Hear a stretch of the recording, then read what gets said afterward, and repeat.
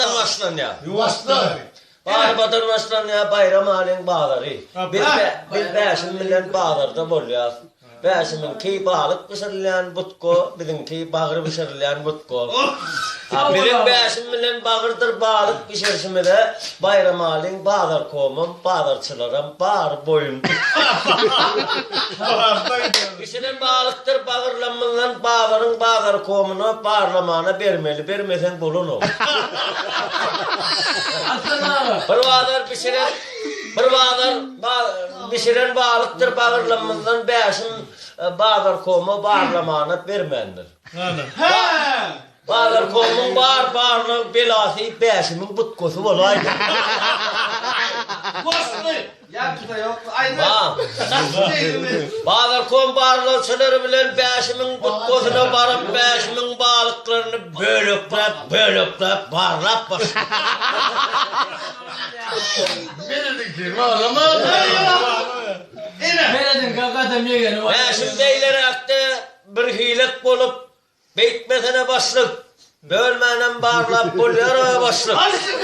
Bölmenen başlık.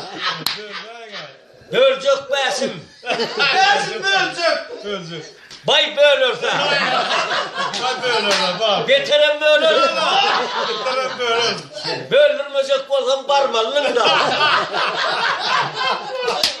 Varır başlık, bağlıklı varır başlık. Bağlıklar başlık.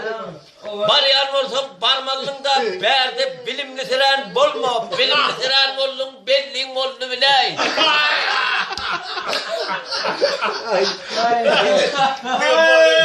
Başlık benim mutkamı da vardı. Bağrınızı bağırlattınız mı bağırçılar? Vardı ha. Bağırın olsanız ol ya. Bahar bayramı başladı.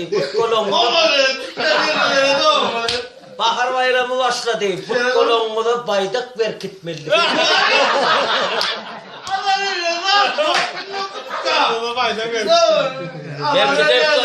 Belki ders başlık.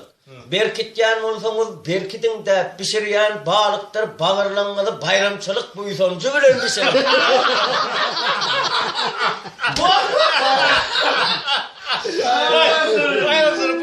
Bu sonursam başlık pişirirken başlık. Başlık beylesi mutlulara vardı. Biz beşim milyon bağırdır bağlık pişirmek bilen bolluk. Bayram halin bağlarına barsanız bilin beşim milyon bağırdır bağlık pişiriyen butkolumuna barın diye.